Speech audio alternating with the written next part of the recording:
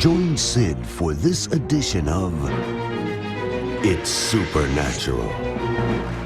J'ai lu un livre, il y a de nombreuses années, sur un moine qui s'appelait le frère Laurence. Et il m'a tellement captivé que je ne pouvais pas le lâcher. Le travail du moine était de laver la vaisselle, c'était son travail à plein temps. Mais dans ce petit travail, il a développé une telle intimité avec Dieu que la royauté voulait être en sa présence. Il vivait littéralement dans ce que la Bible appelle le lieu secret, 24 heures sur 24, 7 jours sur 7. Il rayonnait la présence de Dieu. Puis j'ai terminé le livre et j'étais très très déçu. Il ne disait pas comment il était entré dans la présence de Dieu. Il ne disait pas comment entrer dans le lieu secret. Mes invités vivent dans ce lieu secret, 24 heures sur 24, 7 jours sur 7. Et ils veulent vous dire comment. À tout de suite.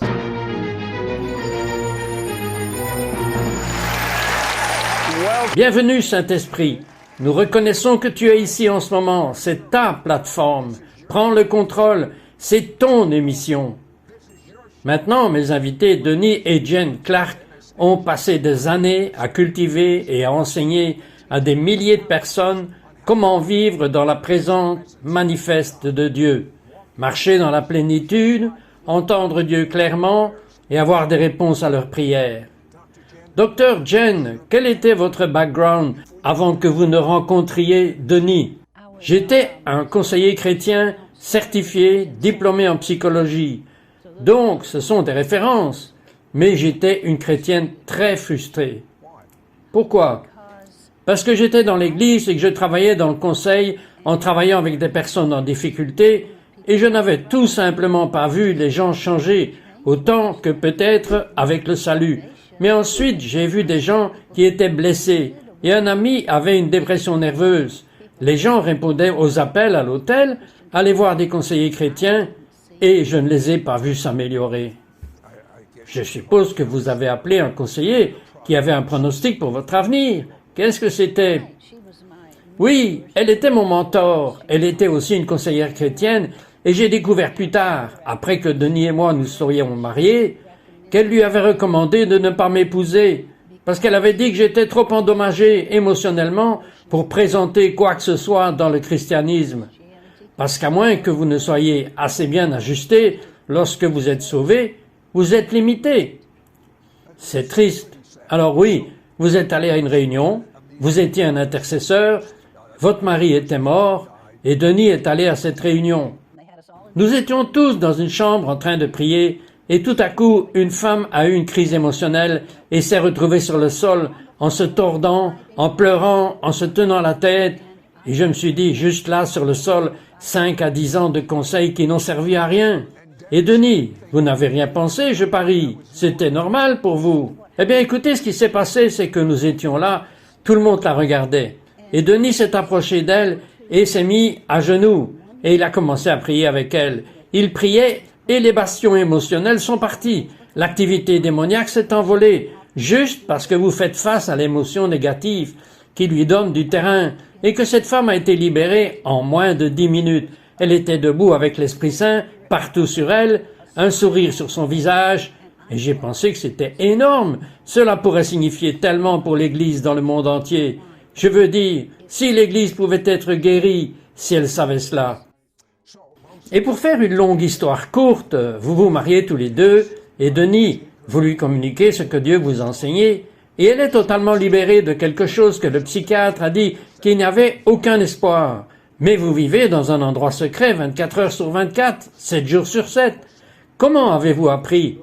Il y a longtemps, vous avez fait la même chose que j'ai faite. Vous avez lu le livre du frère Laurence. Parlez-moi de lui. Eh bien, j'ai vu que c'était un moine qui vivait dans les années 1600, qu'il lavait la vaisselle pour gagner sa vie, mais il pratiquait la présence de Dieu. Tout sortait de l'amour de Dieu et de cette nature de Dieu. Et c'était cohérent. Et j'ai compris ce qu'il faisait et expérimentait. Mais je n'ai pas entendu d'autres personnes parler de la même chose. Et la principale chose que j'ai retirée de lui, et dont mon esprit a vraiment été témoin, était qu'il n'entrait pas et ne sortait pas de la prière. C'est un moment spécial, et tout le temps.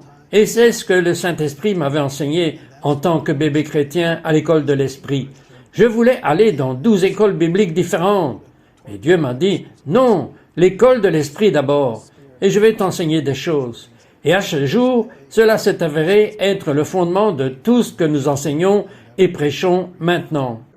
Bien, après votre mariage, vous avez pris environ 60 jours pour cette transformation de votre femme et vous avez mis cela dans un cours et ce qui a fonctionné pour elle, ce qui a fonctionné pour vous, ça fonctionne pour tout le monde. Jen m'a dit que son problème, et vous m'avez dit la même chose, c'est qu'elle croyait sincèrement dans son esprit, mais qu'elle ne savait pas comment l'introduire dans son cœur. Et je crois que la plupart des croyants ont le même problème. Je sais que je l'ai eu et je l'ai toujours. Donc dites-moi ce que je dois faire. Je vais vous donner un exemple. Je voyageais avec une équipe de 15 pasteurs environ de différentes régions du Canada et des États-Unis et nous sommes allés dans cette église au Canada qui compte probablement 300 personnes. Et ils ont passé le micro aux différents prédicateurs. Et puis ils me l'ont remis. J'ai demandé que tous ceux qui ne se sentent pas spirituels, même si vous êtes dans une église, et que vous avez l'impression que c'est difficile de recevoir. Sur les 300, j'avais 18 personnes qui disaient « Je ne sais jamais ce qui se passe, je ne comprends pas ça, je suppose que je suis un leader, mais je ne suis pas spirituel. » En moins de 5 minutes, j'avais les 18 personnes sentant la paix de Dieu comme jamais auparavant, ou pleurant, ou étaient en état d'ébriété dans l'esprit. 18 sur 18.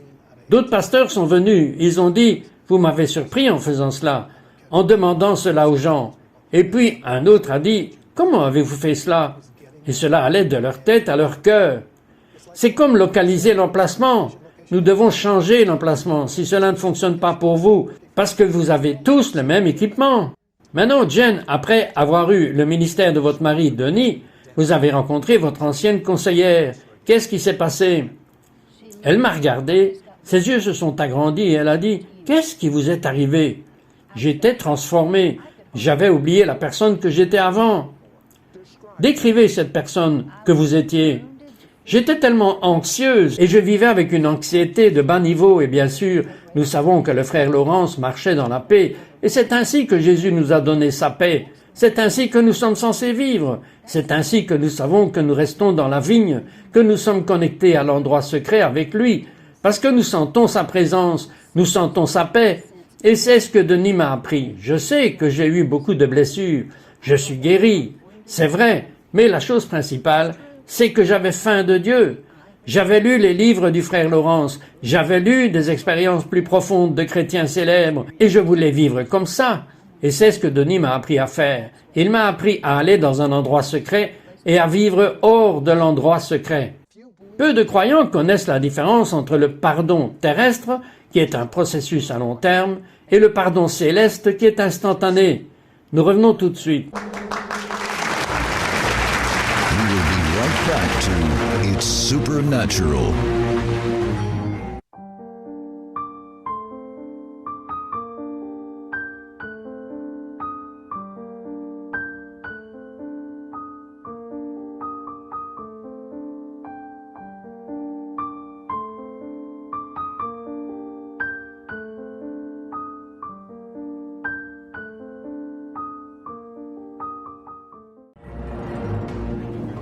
We now return to It's Supernatural.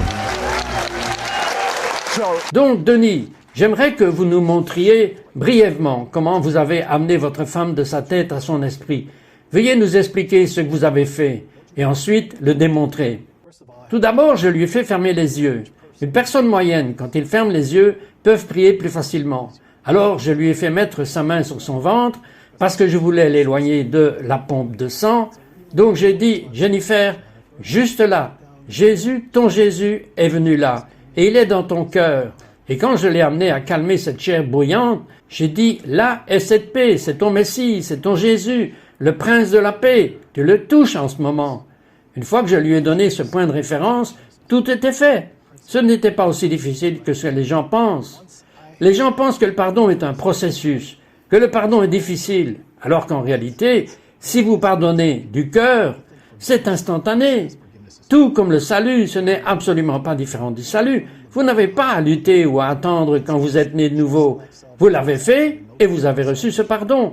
Il se transforme en paix. Et c'est votre assurance qui est votre type de propriété que vous avez. Ce n'est pas seulement le pardon pour quelqu'un, c'est la blessure, la peur, la luxure, la colère, la culpabilité, la honte. Toutes ces choses ne sont pas entrées dans les humains avant la chute, avant qu'ils ne marchent dans le jardin, dans la fraîcheur de la journée, avec les émotions divines dans lesquelles ils sont entrés dans les fruits de l'esprit. Nous voulons retourner à une promenade, et ces Jean 15 demeurant dans la vigne, nous voulons marcher dans l'esprit, alors nous appelons ceux qui sont blessés, la peur, la luxure, la colère, la culpabilité et la honte, à avoir le drapeau de la guérison. Je pense que c'est fascinant. Denis enseigne aux enfants comment entrer en contact avec leur esprit. Voudriez-vous démontrer comment vous le feriez pour un enfant, pour le faire entrer dans l'esprit? Oh, la chose que vous devez voir, c'est à quel point il est efficace d'aller avec votre esprit, avec les enfants, mieux que les adultes. Même moi, je peux vous le montrer sur Jennifer, parce que j'ai dû m'occuper d'elle, même s'il n'était pas un enfant. Avec des enfants, nous utilisons Bucketman, l'homme du seau. Mais j'utilise aussi Bucketman avec Jennifer, et elle est bien au-dessus du coefficient intellectuel du génie. Non, ne t'énerve pas, mais je dois lui faire une chose tout de suite. Ferme les yeux, Jennifer. Elle est une personne d'esprit, et je dois dire maintenant, tu penses dans ta tête, mais je veux que tu mettes la main sur ton ventre. Et maintenant, nous allons vous faire comme un puits, ok? Et nous savons que l'Écriture dit que de ton ventre couleront des rivières d'eau vive, ok? Voici ce que je veux que tu fasses. Je veux que tu autorises ce seau qui est se concentrer pour changer de ta tête et laisser ce seau descendre là où se trouve l'eau vive. Vous voyez qu'il sourit déjà. Dans ton esprit, témoigne de la paix et de la joie qui est là-bas. Ah, tu aimes ça.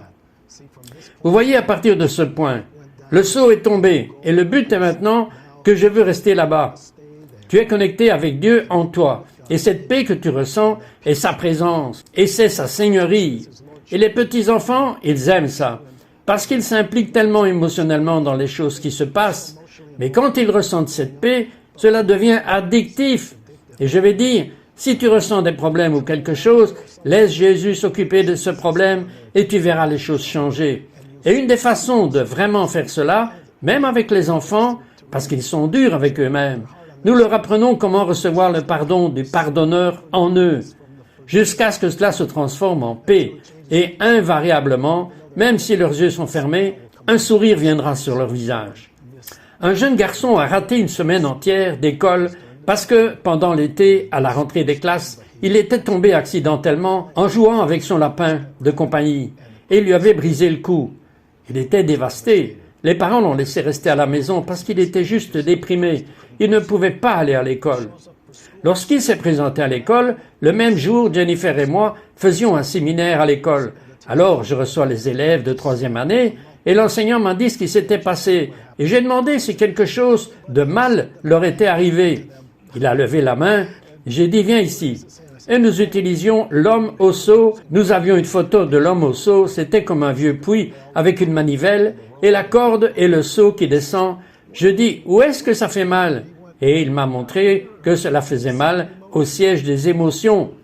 Et j'ai dit, je veux que tu laisses venir Jésus dans ton cœur. Je veux que tu reçoives le pardon de penser que tu es un meurtrier. Jésus ne te voit pas comme ça. Il a eu instantanément un sourire sur son visage, alors que ses yeux étaient fermés. Comme vous le recevez, marchez de la même manière, et cela nous amène à comment puis-je rester là. Comment allez-vous le faire? Oui, c'est que vous tombez amoureux du message de pardon. Et voici la façon dont le Seigneur m'a parlé quand il m'entraînait. Denis, ne laisse rien s'interposer entre ce que toi et moi avons ensemble. Et cela signifiait la paix de l'esprit à esprit, la règle de Dieu. Tout ce qui me distrayait ou me faisait perdre ma paix, je revenais instantanément en arrière et je m'en occupais, même si c'était seulement une tentation.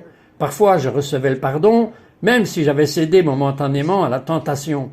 Et cette paix me maintenait en contact avec lui. Et ce qui m'a vraiment marqué, c'est que j'ai emménagé dans de nombreux dons au fil des années, mais ce sont des éclairs de perspicacité. Nous parlons ici d'être dans le lieu secret et d'y rester. Préféreriez-vous une fluctuation avec le voir et entendre, ou voudriez-vous le toucher constamment? Sentir ce bouillonnement constamment, c'est ce que je voudrais. Oui, c'est vraiment ce qu'il me disait. Il a dit, Denis, Tu peux constamment toucher. Tout le reste est intermittent. Que veux-tu? Veux-tu intermittent ou veux-tu une vie abondante d'une relation de chaque instant, comme le frère Laurence avait? Denis et Jennifer, j'aimerais que vous priez. J'aimerais que vous nous conduisiez dans le pardon. Fermez les yeux. En fait, si cela vous aide, mettez votre main sur votre ventre. Chaque personne que vous voyez dans votre esprit, avec une certaine émotion correspondante. Chaque pensée a une émotion correspondante. Même si vous ne pouvez pas la décrire, ce n'est pas la paix de Dieu. Alors vous laissez Jésus en vous. C'est la nouvelle création que vous unissez au Seigneur. Vous et Jésus, ensemble, par l'Esprit, libérez le pardon. Pendant que vous imaginez cette personne à laquelle vous pardonnez, et cela se transforme en paix. Vous l'avez fait. Maintenant, testez l'Esprit, parce que l'Écriture dit « pour que je n'ai pas à le faire encore et à lutter avec cela ».